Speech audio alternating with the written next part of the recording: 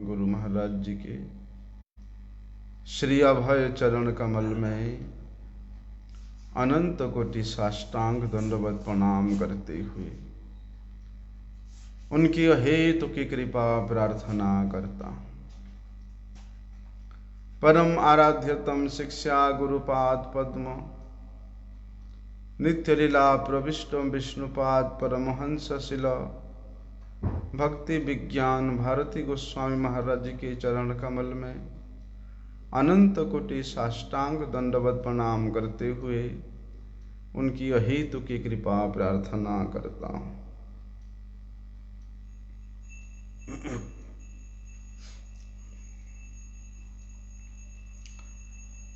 जिस नित्य धाम में अपने नित्य स्वरूप में नित्य स्थित होकर के भगवान नित्य लीला करते हैं, उस धाम के स्वरूप ही परम नित्य है।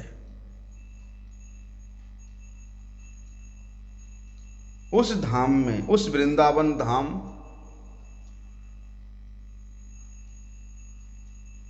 इस धरती का, इस पृथ्वी का सबसे अधिक सुंदर स्थान है। ना ही केवल सुंदर स्थान, ये पृथ्वी का सबसे अधिक सौभाग्य स्वरूप है यह वृंदावन धाम। इसीलिए इस वृंदावन धाम में एक विशेष आश्चर्य ये है। एक आश्चर्य क्यों? इस वृंदावन धाम के प्रत्येक वस्तु, यहाँ के प्रत्येक कण, यहाँ के प्रत्येक लता, वृक्ष, पशु, पक्षी, सब के सब विशेष और विशेष आश्चर्य से परिवेष्टित है। इसलिए ये वृंदावन ये वन होकर के भी इस तमाम ब्रह्मांड को रक्षा करने में परम समर्थ है। इस वृंदावन को ही केंद्र बिंदु बना करके इस अनंत विश्व ब्रह्मांड की सृष्टि होती है और इस वृंदावन के द्वारा ही इस अनंत वृंदावन परिचालित, अनंत ब्रह्मांड परिचालित होती है।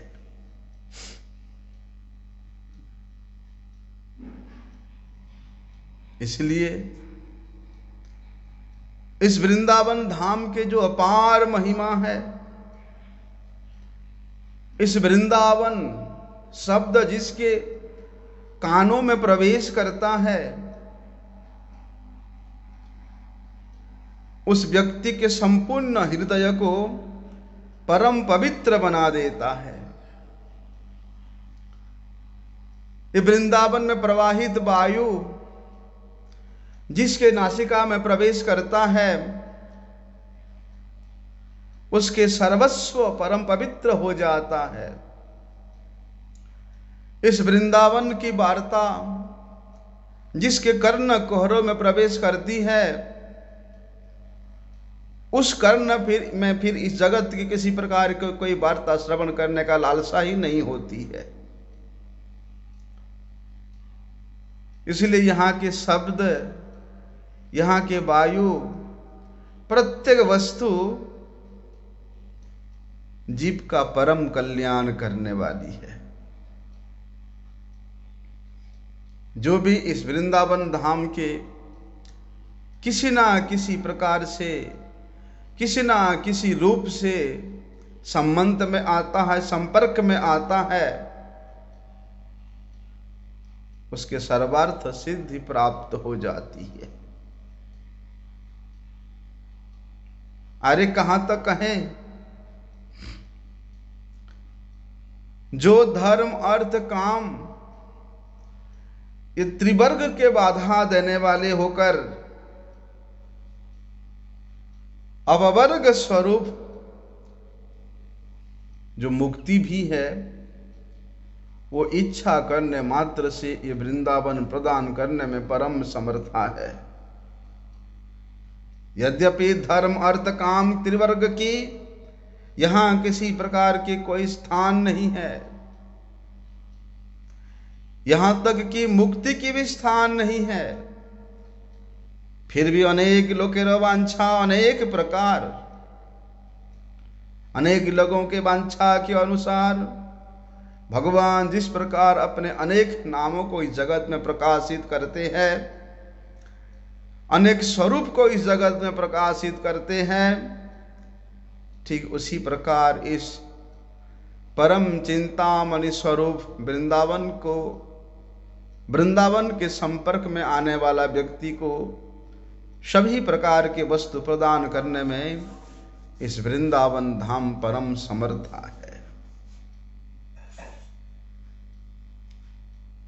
अरे कहां तक कहें, यहां वृंदावन में रहने वाले वृंदावन वासी जन, भक्त जन, वे कभी भी साजुज्य मुक्ति, चाहे जितने प्रकार की भी मुक्ति हो, सालोक्य, साष्टी, सामीप्य, सारूप्य, साजुज्य, जितनी प्रकार की भी मुक्ति हो, यद्यपि इस वृंदावन के वासी जन लाभ करने को, प्राप्त करने को कभी भी लालायित नहीं होते हैं,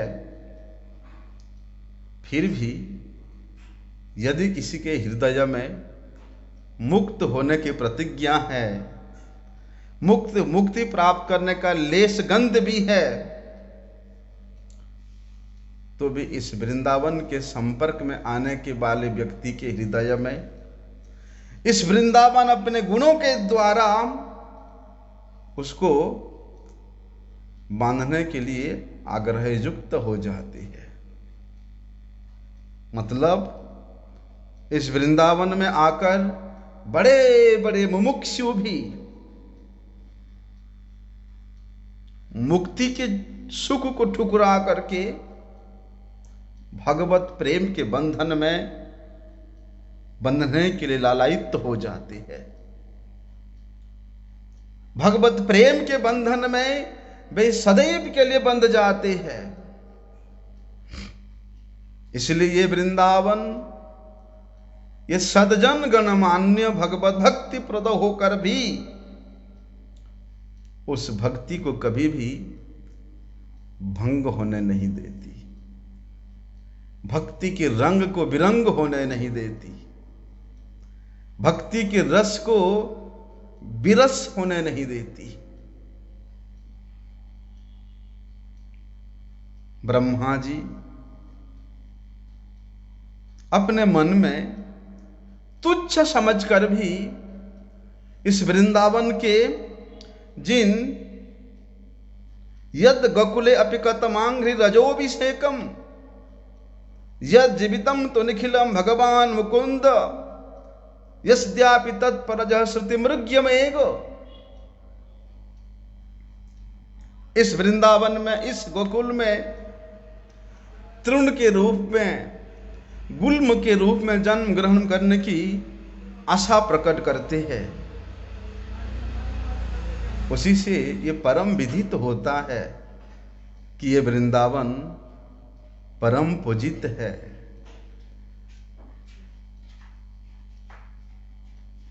अर्थात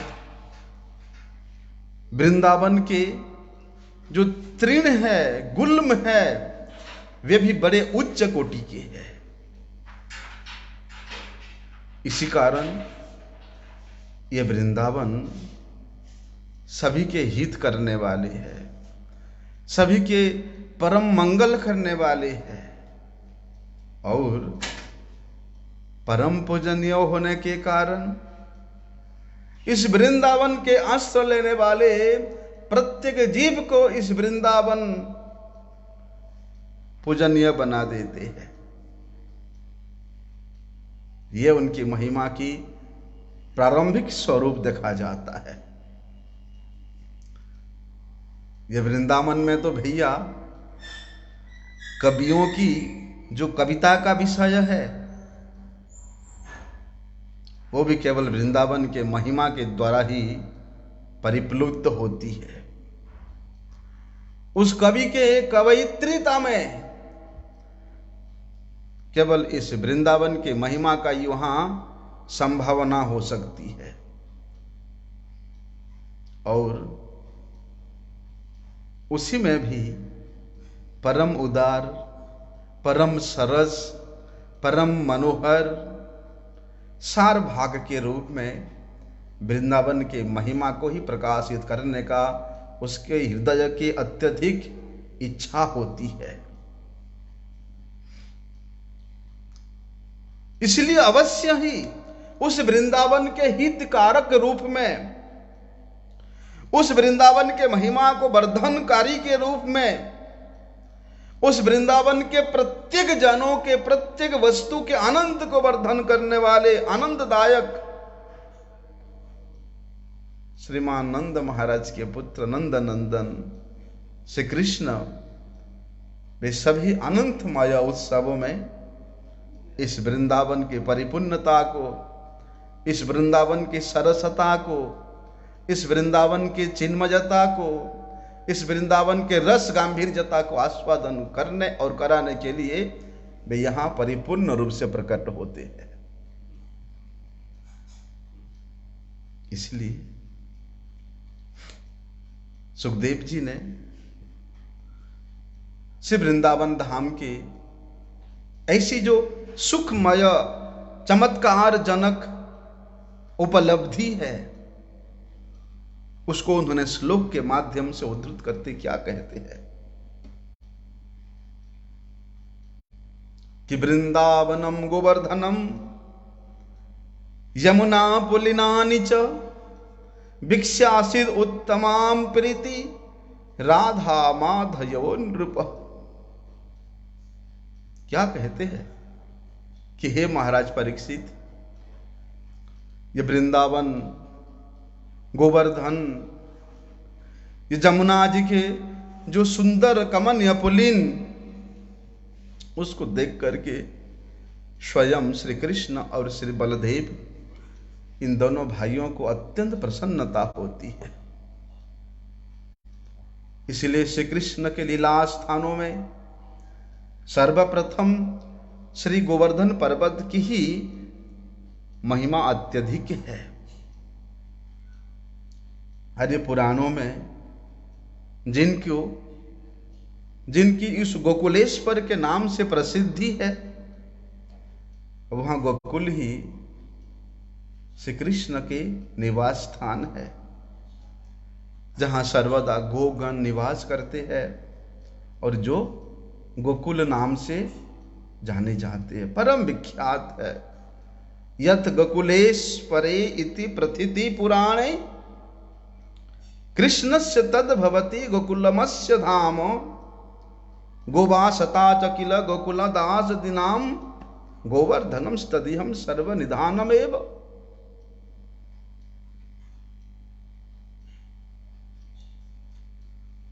नित्य निरंतर उस गोकुल में गोपाल और गोपगणों का ही निवास होता है। इसलिए संपूर्ण ब्रज मंडल, इस संपूर्ण वृंदावन श्री गोवर्धन पर्वत को आश्रय करके ही रहते हैं। श्री गोवर्धन पर्वत को सभी का आश्रय स्वरूप भी माना जाता है। इसलिए इस गोवर्धन पर्वत में यहां तो सपरिकर श्री कृष्ण विहार करते हैं, लीला करते हैं, आनंद का उपभोग करते हैं। उसमें एक विशेषता ये है कि त्रिजगति मानसी गंगा गोवर्धनमपि विभिन्दति विदिता अहम यह मन्ये कृष्ण स्नेह जधाराम तदंतरम भी संति। यही विशेषता है कि यहां मानसी गंगा ये श्री गोवर्धन पर्वत को भेदन करती हुई प्रकट हुई है।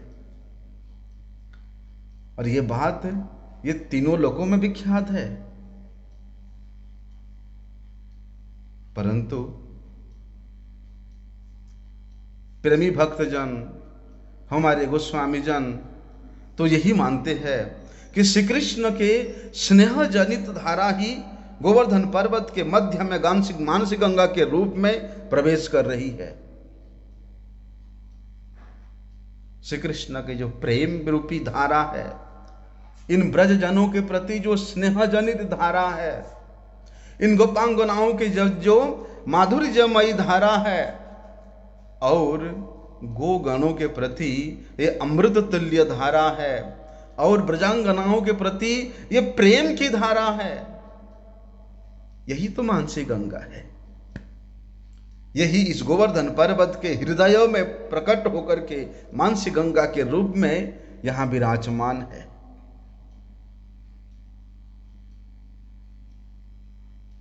किंच तस्मिन् हरिराधयोर्युगलितं तद्भावं कुंडद्वयं सत्संगेन परिस्वरं परिमाल्यमन्यै तन्योस्तत् अपि मेलनम् प्रेमासीत् प्रकटं यतः स्वनसकैः कंपान्वितं जाड्यं युगं भक्ता दृष्टित कुच्च तद्घन रससारं दरिदृश्यते।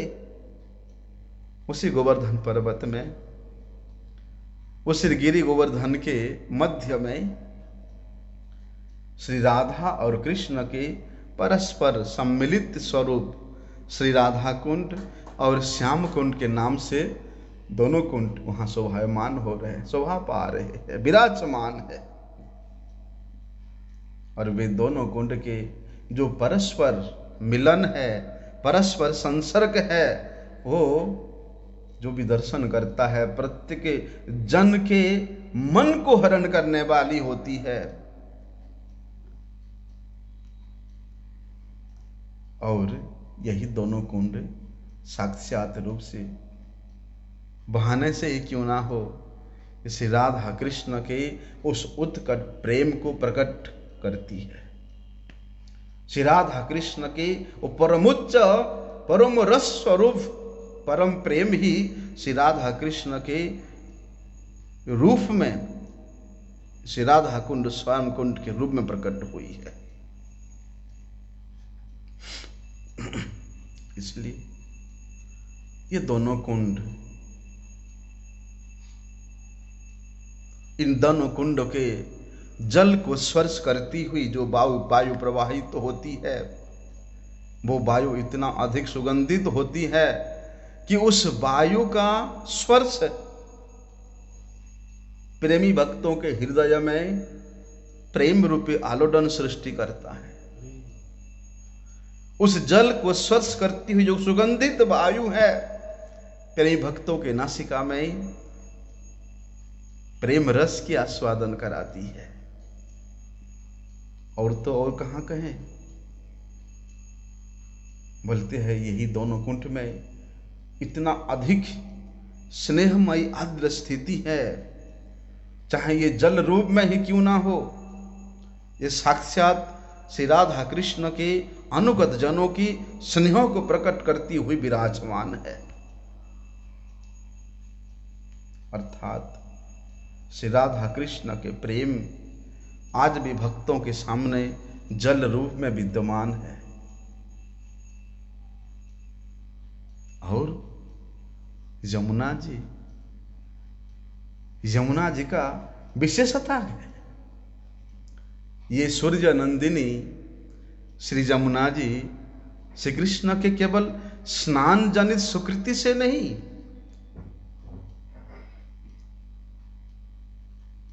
परंतु श्री कृष्ण के दर्शन जनित आनंद देकर के, श्री कृष्ण के दर्शन से भी उनके श्री विग्रह की श्याम कांति उत्कृष्टता माधुर्यता को, माधुरिमा को धारण करती हुई यहां प्रकट है।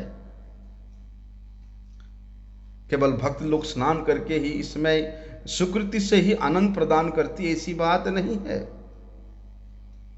यमुना जी की जो श्याम वर्ण की धारा, उस श्याम वर्ण की धारा को देख करके मानो ऐसा प्रतीत होता है कि साक्षात श्री श्याम सुंदर के दर्शन हो रहा है। श्री श्याम सुंदर के श्याम प्रभा ही आज यमुना जी के रूप में प्रकट हुई है। इसलिए यमुना जी उन भावुक भक्तों के लिए केवल स्नान करने से जो सुकृति उत्पन्न होती है, केवल उसके लिए स्फूर्ति प्राप्त नहीं होती, अपितु मुरारी भगवान श्री कृष्ण के उस श्याम सुंदर वर्ण रूपी श्याम भाव को प्रकाश कराती हुई भक्तों के हृदय में उस मधुरिपु भगवान श्री कृष्ण चंद्र के विग्रह की श्याम कांति के श्रेष्ठ माधुरी धारा को वे प्रकाशित करती, अनुभव कराती है, दर्शन कराती है। इसलिए जमुना जी ये कोई केवल प्रवाहित हुई जलधारा नहीं है। जमुना जी केवल नील वर्ण से युक्त नहीं है।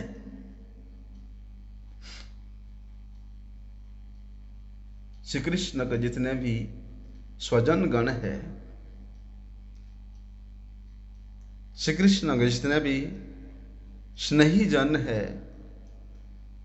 श्री कृष्ण के जितने भी प्रेमी जन है, उनके प्रति श्री कृष्ण की जो प्रीति की महिमा है, उसी के कारण श्री कृष्ण के विग्रह, श्री कृष्ण के विग्रह से उत्पन्न जो श्वेत कण है, श्वेत बिंदु है, अर्थात पसीना है, वे जमुना जी के रूप में प्रवाहित हो रही है।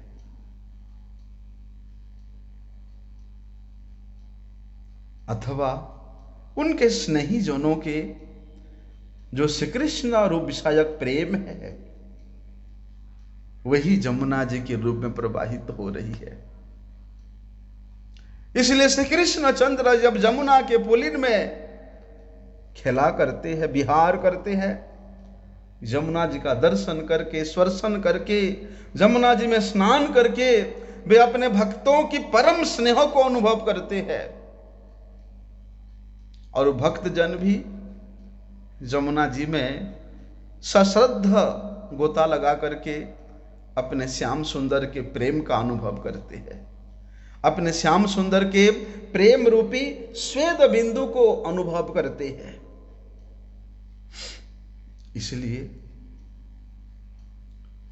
श्री कृष्ण के इस ब्रज परिकरगण, सभी परिकरगण जिस प्रकार उनके ध्यान से कृष्णमय हो जाते हैं, उसी प्रकार श्री कृष्ण भी स्वयं जमुना जी के रूप में श्याम वर्ण वाली होकर के यहाँ अपने प्रभा को, अपने ऐश्वर्य को, अपने माधुरिमा को प्रकाशित कर रहे हैं। इसलिए ये जमुना जी के पुलिन आज भी भावुक भक्तों के हृदय में, प्रेमिक भक्तों के हृदय में प्रेम का उल्लास प्रकटित कर रहे हैं, प्रेम की धारा को प्रवाहित कर रहे हैं। इसलिए आज भी परम प्रेमिक संत जन जमुना जी के उस परम पुनीत पुलिन में श्री कृष्ण के द्वारा रचित उस रास लीला रस का दर्शन कर पाते हैं। श्री कृष्ण के हाथों में अंकित अनेक प्रकार के चित्रकला को दर्शन कर पाते हैं। श्री कृष्ण के चरणों की चिन्ह में अंकित ध्वज वज्र जशांकित पाद युगम, उसको अनुभव कर सकते हैं। इसलिए केवल विशिष्ट जो विद्वान है, उन विद्वानों को अपने दर्शन मात्र से ही ये भाव परिपुष्ट बना रहे, इसी बात नहीं है। प्रेमिक भक्तों के हृदय में परम आनंद के सागर को प्रवाहित करती हुई उसमें प्रेम की लहरी प्रदान कर रही है। वही जमुना जी अपनी पुलिन प्रदेशों में श्री कृष्ण चंद्र के प्रत्येक लीलाओं के परिकरों के भावावस्था को प्राप्त करती हुई आज श्रेष्ठ रसायन रूप से अपनी शोभा को बढ़ाती हुई प्रत्येक भक्तों के हृदय को आनंदित करती है। इसलिए जमुना पुलिन में जो बालुका है, ये कोई साधारण नहीं है। जिस प्रकार वशीकरण मंत्र में या चूर्ण द्वारा लोगों के मन को बस कर लिया जाता है, उसी प्रकार जमुना जी के ये परम पावन बालुका ये दिव्य चूर्ण सदृश है, ये वशीकरण मंत्र सदृश है। इसलिए जमुना पुलिन स्थित उत बालुका मय को भक्तजन क्या करते हैं, अपने संपूर्ण अंग में धारण करके लोटपोट होते हैं। और वही जमुना जी की परम पावन यही बालुका राशि अपनी वशीकरण के द्वारा उन भक्तों को श्री कृष्ण के चरणों में अनुरक्त करा देती है। इसलिए जमुना जल, जमुना पुलिन स्थित ये बालुका कोई साधारण बालुका नहीं है। पुराणों में उस प्रसिद्ध भांडिर वट के बारे में हम लोग श्रवण करते हैं। उस भांडिर वट के सौभाग्य को, उस भांडिर वट के परम सौंदर्य को, उस भांडिर वट के परम सुशीतल छाया सदृश विशालता को स्मरण करने से मन व्याकुल हो जाता है। इसलिए श्री कृष्ण चंद्र की उस भांडिर वट में जब प्रवेश करते हैं, वहां साक्षात प्रेम प्रकट हो जाती है। उस भांडिर वट में श्री कृष्ण चंद्र की जो प्रेम की प्रभा है, जिस प्रकार से प्रकट होती है, उसको भला कौन वर्णन कर सकता है। इसलिए भगवान श्री कृष्ण चंद्र जब अंतर्हित हो जाते हैं, तब ये भांडिर वट भी यहां रहना नहीं चाहती है। इस जगत में श्री गिरिराज, श्री जमुना जी, ये भगवान के जो स्नेही जन है, स्नेही पदार्थ है, अपने अपने अंश से आने वाले भावी भक्तों को दर्शन दे करके, उनके इंद्रियों के गोचर होकर के उनको आनंद प्रदान करते रहेंगे। परंतु वे भांडिर वट सोचती है, अपने अंश से मैं इस जगत में रहने के लिए समर्थ नहीं हूं। यद्यपि गोवर्धन जी, जमुना जी अपने अंश से इस जगत में स्थित होकर के जगत के लोगों को दर्शन दे रहे हैं, लेकिन मेरे ऐसे सौभाग्य नहीं है कि मैं श्री कृष्ण के विरह में यहां रह सकती हूं। इस प्रकार विचार करके वे भांडिर वट अंतर्हित हो जाती है। इसलिए इस वृंदावन की जो प्रेम की गंभीरता है, उसको तो विचारो, उसको तो देखो। भगवान श्री हरि का ये प्यारा सा सुंदर सा वन वृंदावन कहीं कहीं तो ये पर्वतों के बहाने स्तंभ के रूप में प्रकट हो जाती है, स्तंभ का आकार प्राप्त करके विराजमान है।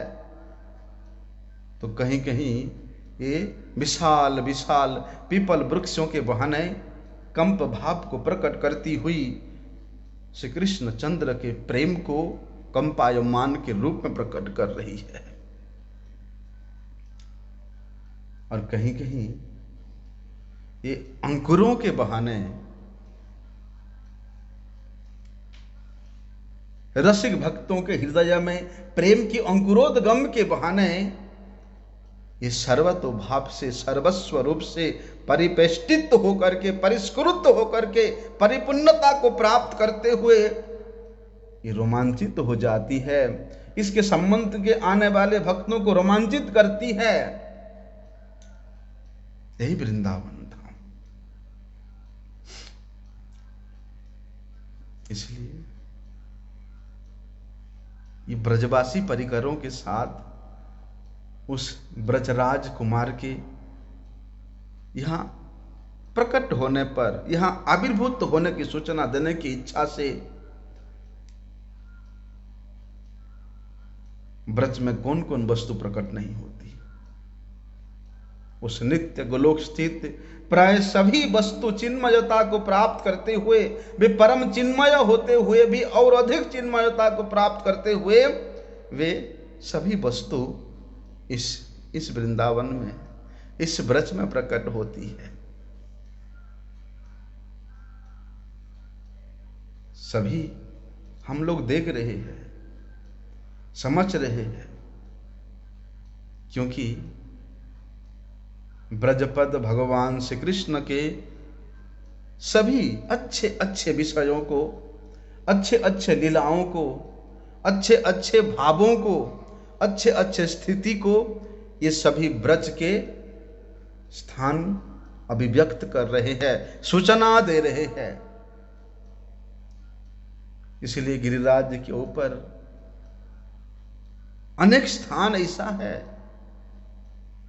जहां स्वयं गिरिराज पर्वत श्री कृष्ण चंद्र के उस सुकोमल ध्वज जशांकित पद जुगल को अपने हृदय में धारण करके विराजमान है। श्री कृष्ण चंद्र के चरणों को धारण करते हुए, अपने आप को धन्याति धन्य मानते हुए, इस जगत को परम पवित्र करते हुए आज भी गिरिराज जी विराजमान है यहाँ, और यही सूचना दे रहे हैं कि यहाँ श्री कृष्ण चंद्र अपने निज परिकरों के साथ यहाँ नित्य लीला में रत है, नित्य लीला कर रहे हैं। क्या कहते सुखदेव जी महाराज वहां पर? कहते हैं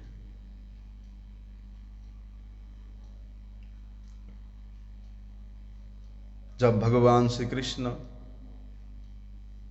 इस ब्रज में प्रकट होते हैं, उनके जन्म के समय से ही गोपों के राजा महाराज नंद जी का ये ब्रज सब प्रकार के रिद्धियों सिद्धियों से परिपूर्ण था।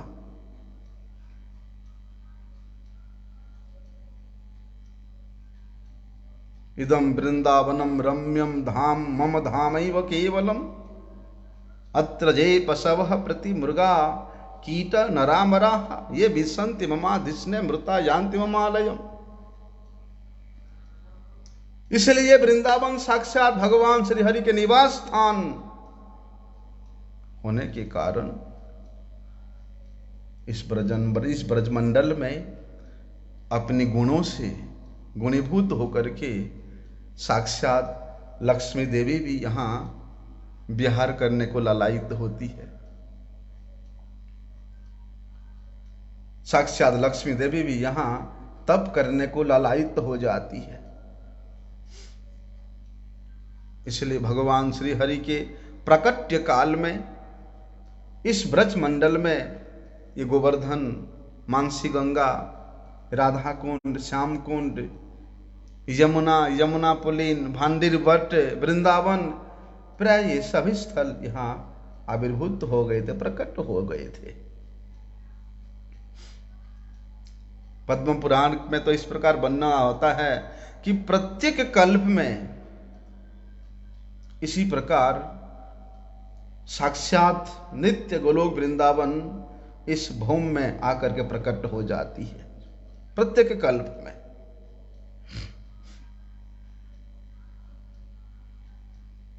इसलिए वृंदावन के वैभव को प्रकाशित करने के लिए, वृंदावन के इस महिमामृत को उज्ज्वलायमान करने के लिए इस संसारी जनों के मन और तन की आवश्यकता नहीं है, क्योंकि इतना वैभव से प्रकाशित होने पर भी इस वृंदावन धाम, इतना माधुर्य जस के विशेष से प्रकाशित होने पर भी इस वृंदावन धाम संसारी जनों के मन में, संसारी जनों के तन में ये कभी भी प्रकट नहीं हो पाती है, ये कभी भी स्पर्शीभूत नहीं हो पाती है।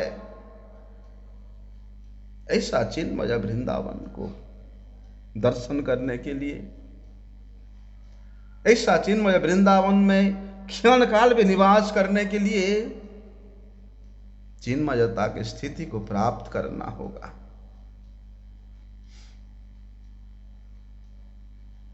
इसलिए पुराणों में विशेष रूप से सुना जाता है कि सिद्धि भवती सर्वदा, कि इस वृंदावन में एक एक काल, एक एक क्षण का समय परम सिद्धि को प्रदान करने वाली है।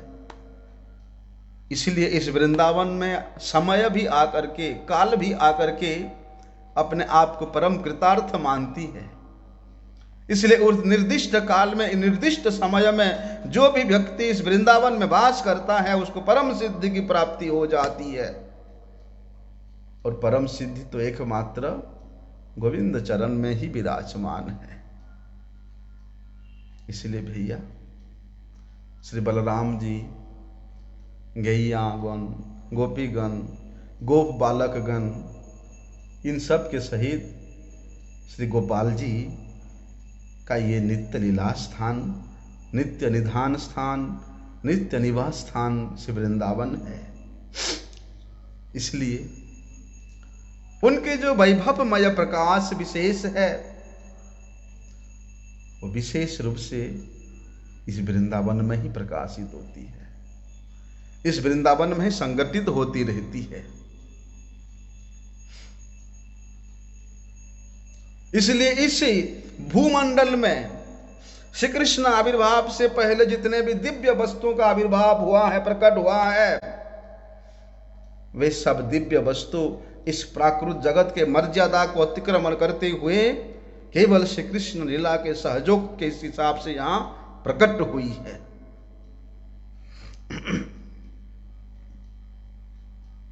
अरे भगवान कहां क्या कहते हैं, स्कंद पुराण में गोतीय मतंत्र भगवान यहां तक कहते हैं कि इदम वृंदावनम रम्यम मम धामैव केवलम,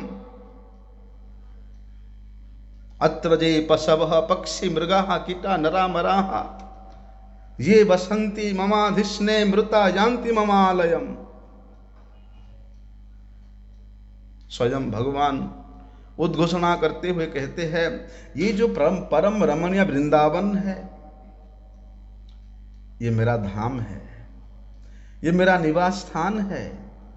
इसमें जो भी पशु पक्षी कीट पतंग मनुष्य देवता जो भी यहाँ वास करते हैं वे सब मेरे स्थान पर ही वास करते हैं। और मरने के बाद वे मेरे धाम में पहुंच जाते। और इस वृंदावन में कहते अत्र या गोप कन्याश्च निवासन्ति ममालये योगिन्यस्त मया नित्यम मम सेवा परायणः पंचयोजनमेवास्ति वनम मे दिहरूपकम कालिंदीयम सुषुन्माख्यम परमामृतवाहिनी अत्र देवास्य भूतास्य वर्तन्ते सूक्ष्म रूपतः सर्वदेवमयश्चाहं न त्यजामि वनं क्वचित् आविर्भावस्तिरोभावो भवेत् अत्र युगे युगे तेजोमयमिदं रम्यम अदृश्यम अर्जम चक्षुषा। क्या कहती है भगवान, इस वृंदावन में जो गोप कन्या वास करती है वे क्यों वास करती है? वे मुझसे नित्य संयुक्त रह करके मेरी सेवा करती है, मेरी सेवा में तत्पर है। 5 योजन मतलब 20 कोस के विस्तार ये वृंदावन मेरा देह स्वरूप है, देह रूप है। और ये जमुना जी जो है ये सुषुम्ना नाड़ी है, सुषुम्ना नाम में धारण करने वाली, ये सदैव परम अमृत प्रवाहित करती रहती है। बोलते यहां पर जो देवता है, प्राणीगण है, वे सब अपराकृत रूप धारण करते रहते हैं और मैं समस्त देव स्वरूप हूं। इसलिए इस वन को मैं कभी नहीं त्यागता हूं। पादम एकम न गच्छामि, मैं इस वन को, इस वृंदावन को एक पग भी छोड़ करके नहीं जाता हूं। और इस स्थान पर प्रत्येक युग में मेरा आविर्भाव होता है, तिरोभाव होता रहता है।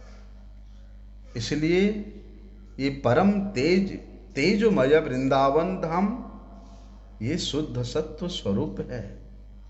इसलिए इन चर्म चक्षुओं के द्वारा इस नित्य वृंदावन धाम का दर्शन करना असंभव है। ऐसे भगवान के उस नित्य धाम की अपार महिमा है।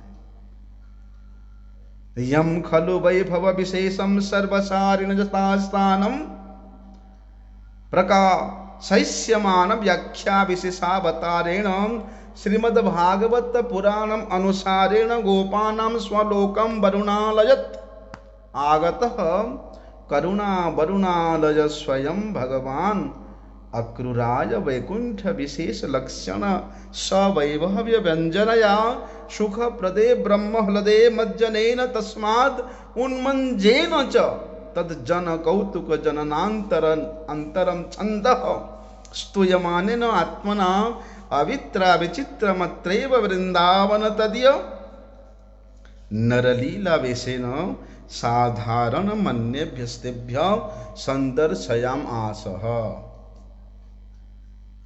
कितने सुंदर रूप से वहां पर जीव गोस्वामी वर्णन करते हैं। इस श्लोक का अर्थ हम लोग कल श्रवण करें।